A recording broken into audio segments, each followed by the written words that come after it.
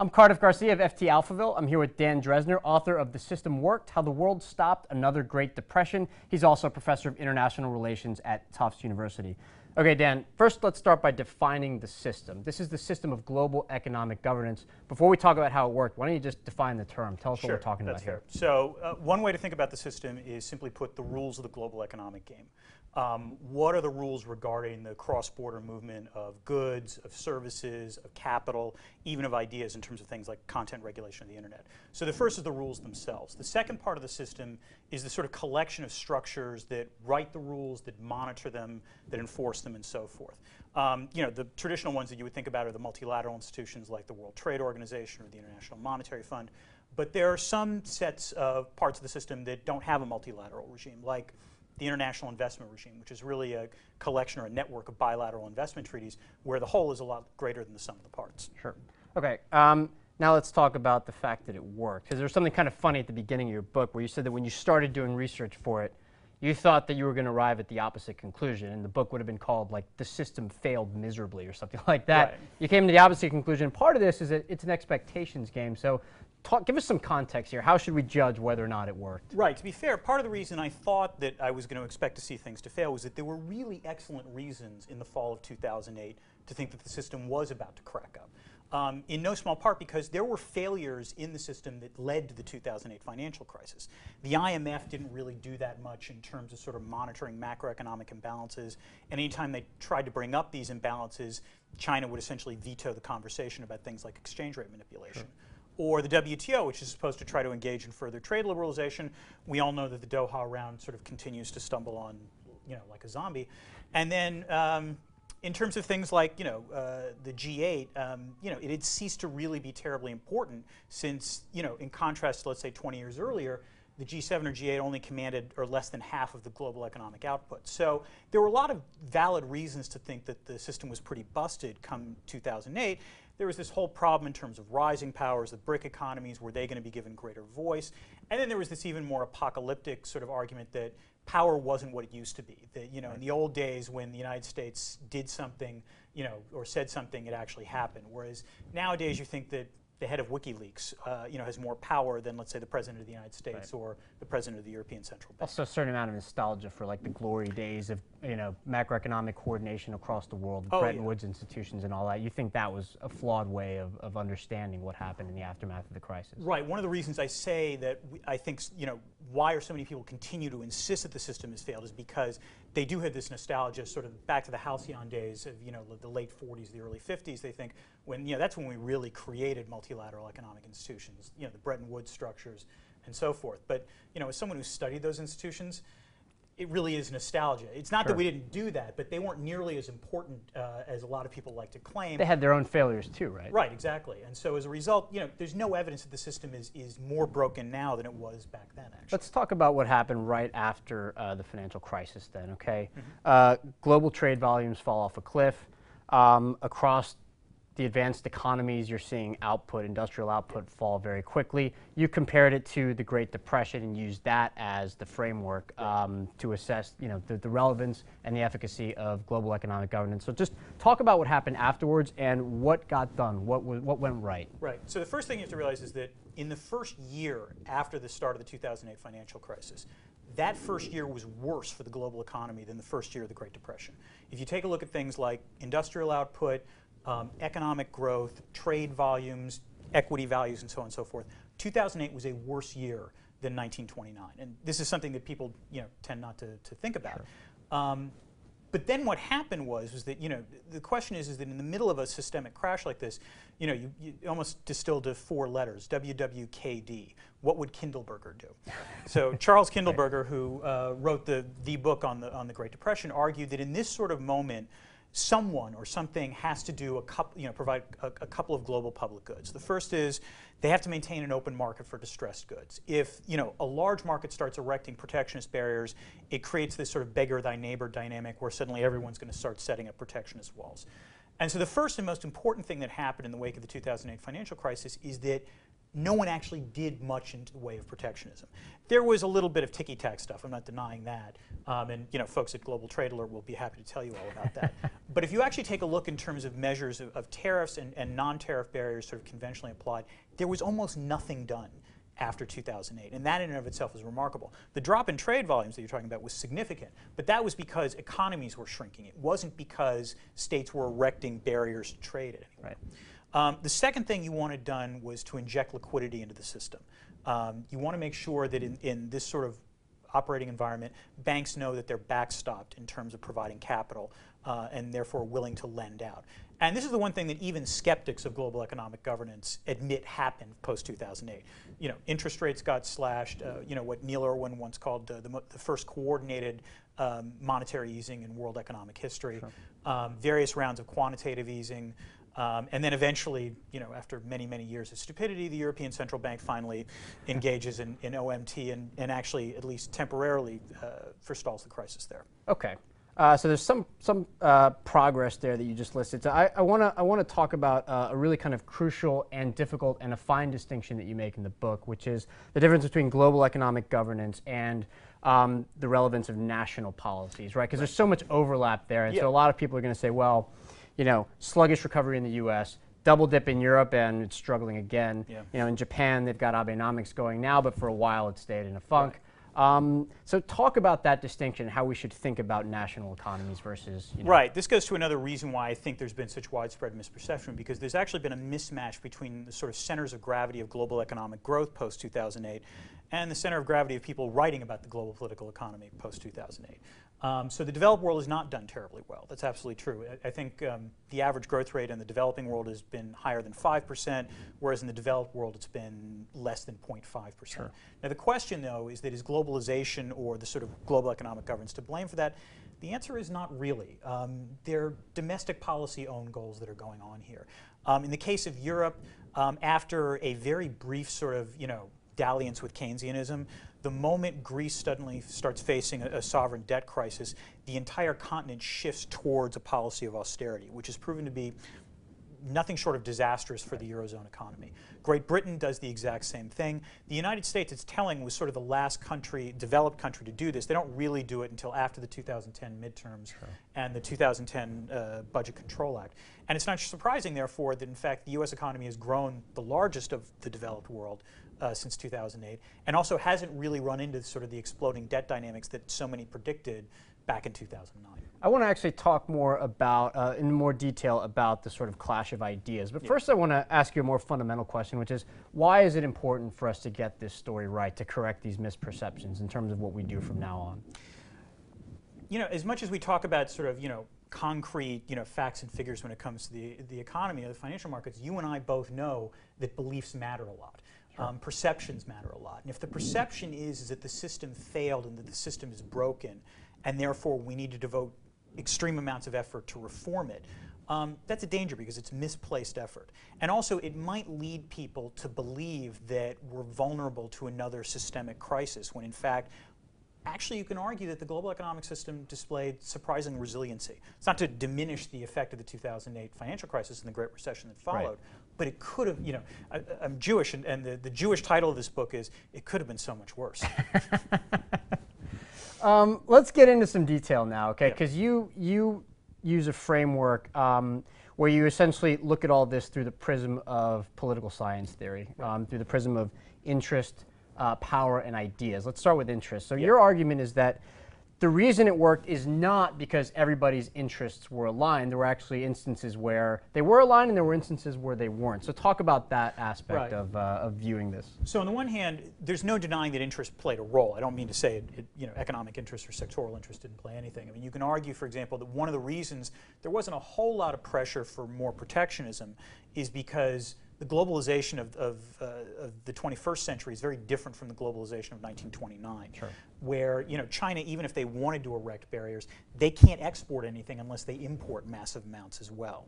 So there's no denying that there were interests with a stake in terms of globalization. That kept the global economy, or helped to keep the global economy open. But there are other examples, like let's say the creation of the Basel III banking accords, that don't fit up with a straight interest-based story, because if you believe what you read, you'd think that the most powerful interests out there are the banks, and the banks were dead set. I mean, dead set against any kind of new regulatory standards or stringent regulatory standards. Yeah, and they were talking about how the economy would collapse if you raise capital requirements too much, all that stuff. Right, the Institute for International Finance, issued this report saying if you implement Basel III, oh dear God, dogs and cats will live together, and there'll be massive economic recession. And what's interesting is that, in the wake of the recession, essentially, the Basel Committee on Banking Supervision and most of the central banks decided they weren't going to listen to the bankers this time, at least on the stuff they knew about, particularly things like raising capital adequacy standards.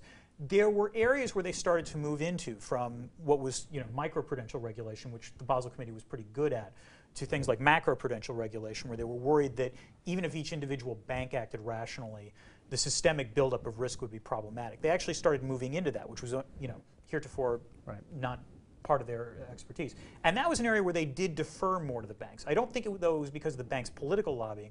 I really do think it was an issue where, in part, they needed the expertise of the banks to understand what was going on. But that's a different story from the traditional banks just tell them what to do. But it wasn't just domestic interest groups. It was also the idea, and this is in your book as well, that the fact that some of these institutions already existed, that individual countries, individual leaders were able to resist domestic political pressures as well. And so you think that was also part of what held everything up. It wasn't just that. It was also the fact that these institutions had reservoirs of expertise that they could so that they could combat groups like the Institute for International Finance. When the IAF came out with their assessment of what was going to happen if Basel III was implemented, the Basel Committee immediately started crunching their own numbers and came out with a counter study suggesting that the IAF had vastly exaggerated what was going on. Most of the sort of analysts backed the Basel Committee's findings, and that gave the governments and regulators a significant amount of political cover to be able to implement those programs. Okay, let's talk about power politics now, because this is a sort of favorite topic of yours, not just in the book, but in a lot of your writing. The idea that the relative decline of the U.S. is an exaggerated story. So talk about that part of the book. Right. So I mean, there's this perception that in some ways what we're seeing now is a replay of what happened in the 1930s. In the 1930s, when Kindleberger said, "Why do we get into a Great Depression?" it was because ostensibly the United Kingdom at that point was willing but unable to do anything, and the United States was able but unwilling. And the argument nowadays is that it's the same thing, just with the United States and China. So I take a look at various metrics of power that we would consider to be important for the global economy, and there's no denying that China's made enormous strides, particularly in the last 15, 20 years. But if you take a look at the sort of structural components of economic power out there, things like finance or productive ownership of productive assets, the United States is still far and away the most significant power out there. Particularly in the financial realm and in terms of ownership, and on other issues, things like military power and even the production of economic ideas. So there's no denying that China is a great power, but it really was the U.S. that retained its sort of hegemonic leadership, and it was through institutions like the Federal Reserve that the U.S. was actually able to help arrest the economic slide and promote some degree of economic recovery. Okay, and that actually takes us into the last part, which is ideas. So, essentially the neoliberal global open trading system, right? Open trade, mostly open capital flows, essentially stayed in place, right? There was not an overthrow or a shift towards, a new Beijing consensus or a new model. And if anything, you write that the Chinese are coming in the direction of the West, not the other way around. So talk about that. So here's the thing about sort of dominant economic ideas. If a shock to the system happens, it can cause people to question those ideas. And God knows 2008 was a big enough shock to really question whether or not the ideas were valid. But it's not enough to question the ideas. You also have to have a viable alternative. And what's fascinating is that in the wake of the 2008 financial crisis, that could have been the moment that China could have stepped forward to say, look, we have this whole new development path. Yeah, we figured it out. Right. We think it works better. God knows the United States is very good at telling other people what would work. China, you would thought, potentially would have done that. And what's interesting is that China does the exact opposite. They refrain from advocating their development path to others. They're perfectly happy to take pot shots at the Washington consensus, but on a lot of key planks, things like maintaining openness of trade, supporting the IMF to some extent, G20 and so on and so forth, China actually acts like a responsible stakeholder, which is not the sort of meme that everyone thinks about. And if you take a look, part of the issue is that China, in debates within China itself, there was a lack of agreement or consensus about what parts of the China model were continuing to work and which ones needed reform. And if anything, after the third plenum last fall, at least in terms of the official rhetoric, China is shifting closer to the sort of neoliberal model, not further away. The leadership explicitly said that it wanted to get rid of some state dominance in at least some parts of the Chinese economic model, right? I mean, it's right, and it talked about the role of markets as sort of a fundamental part of Chinese society, which is actually a sort of hardening of the language from the previous third plenum. Now, to be clear, I'm not saying that China is actually going to do all this, but in some ways, in the world of ideas, what matters is not so much what China actually does, but rather what China says. And in terms of what China says, they've pretty much been conforming to the sort of existing set of ideas. Sure. Let's go back to the clash of sort of Keynesian counter-cyclical demand management versus the kind of laissez-faire, leave everything alone part. Because this actually happened in two phases, right? You say that actually there was a lot of agreement early on that we need fiscal stimulus, that we need monetary easing. And then it stopped around 2010, at least, in parts of Europe, and that this is actually an area where global economic governance could be better. Oh yeah, no, there's no question about that. I think this is one of the areas where, in fact, the sort of set of consensus, the fact is the consensus about macroeconomic ideas wasn't as robust as the consensus about free trade. And so that's one of the reasons why you see a little more instability. Prior to 2008, the belief was, well, we don't need Keynesianism anymore. Great moderation. Great moderation. Central banks have figured it out. But 2008 really was an extreme situation where, in fact, it really was right in terms of what Keynes would have recommended doing. And so as a result, you actually did have economists that you never would have thought of as being terribly sympathetic to Keynesianism, people like Martin Feldstein or Ken Rogoff suddenly saying, yeah, we need to start priming the pump. So you had this temporary consensus that even got countries like Germany that were just preternaturally opposed to Keynesianism willing to do it. But that doesn't last very long for two reasons. First, as I said, it's not that strong of a consensus. And then second, Greece happens. And Greece was the sort of perfect story for people who are opposed to Keynesian economics to point to as, no, this is not what we need to do. We don't want to prime the pump. What we want to do is get our fiscal balance in order, and that will somehow restore strength to financial markets, and that will cause a private sector economic growth. Sure. It was an interesting theory. I don't think it's in any way been borne out by evidence.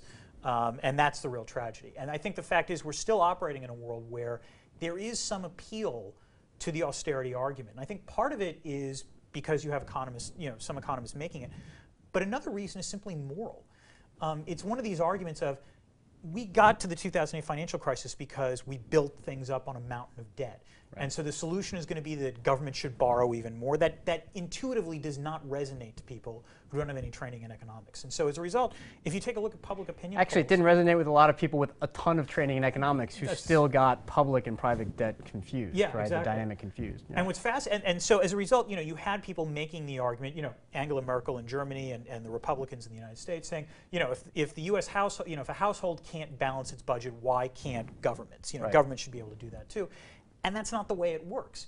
But the interesting thing is that if you still poll both Western Europeans and Americans now about sort of fiscal priorities, they'll still favor austerity in the abstract. Right. They might oppose it in terms of actual budget cuts, but it still has some appeal for them. I wonder if there isn't a little bit of scope for a more optimistic assessment here. So if you look at the three central bankers who are leading the three biggest, so the ECB, Yellen here, Kuroda and Abenomics in Japan, all more aggressive than their predecessors. Yeah. In terms of austerity, the IMF basically changed its mind on this. That's right. I wonder if this might change, if despite the kind of resilience that you talk about at places like the BIS, if there won't be a bigger reassessment, we have better data sets now in 10 years or something, and people say, okay, in these countries where austerity was pursued, actually bond yields spiked and it didn't work. In these countries where it wasn't, or to a lesser extent it was, they survived a little bit better. It's possible. In some ways, it's whether or not my argument in the book is correct. If it turns out that, we've had we've taken the worst blow from the 2008 financial crisis, and we will continue to have relatively sustained economic growth, which means there'll be something in the way of predictability going forward. Then those analyses might actually dent the sort of consensus about austerity, and that would be, I would be happy to see that among others. Okay. Yeah. Let's talk about the future, because you cite reasons for pessimism and optimism. One of the reasons for pessimism is that, appropriately enough, more countries are now participating in things like the G20. Yeah. And yet you think that means that later on it'll be harder for them to act in a coordinated way? I mean, what's the, what's going to be the sort of outcome of that? And then why should we actually be optimistic that global economic governance will continue to work pretty well? I mean, I think there's a couple of reasons. The first is, I mean, the negatives is that if there's, let's say rising geopolitical tensions, these eventually might spill over in economics. Although it's worth considering that even during this past year, when there's been a lot of geopolitical tensions, there actually hasn't been that much disagreement in terms of the global economy. So that's in and of itself interesting. A second problem is that simply you increase the number of players on the board, and it's just harder to create get things done. Right? Yeah. And in some ways, that's a problem because eventually these systems need to be reformed. Think about the stalemate over IMF quota reform and World Bank quota reform. I mean, it's not a coincidence that the BRICS Development Bank and the BRICS Communique talks about this as sort of a source of frustration for them, and justifiably so, I would say. So at some point, you need to get something done. But that said, the status quo bias in all of these institutions still is in favor of economic openness. And in some ways, economic openness is one of the reasons why the Great Recession didn't become the Second Great Depression. Sure. It allowed for things to bounce back. And that's in some ways the final sort of source of optimism, which is never underestimate the ability of economic growth to be a political palliative. You're already seeing, in terms of things like CBO estimates in the United States, the budget deficit as a percentage of GDP going down, which means maybe the sort of, pressures that we saw in 2010 won't be as acute now. Similarly, if Europe survives the, a double dip, you might see the same sort of thing happen there as well. Sure. Yeah. Although that relies a little bit on people having a fairly long memory. Now remember how freaked out everybody was about the high debt levels in 2010. Well, nothing ended up, there was no danger. Right. And in some ways, what I'm trying to fight here is this amnesia about what people forget how close we really did get to the precipice in 2008. When I've talked about this book, people are like, well, yeah, okay, the system worked, but I mean, really, is it all that surprising? I'm like, yeah, it really is, actually, given what happened, what was going on. The last time it didn't, and look what happened. Exactly. Right. Yeah. Dan, thanks for coming in. Thanks for having me. I appreciate it. If you want to see more, go to ft.com or ftalphaville.ft.com and click on the links below. Take care.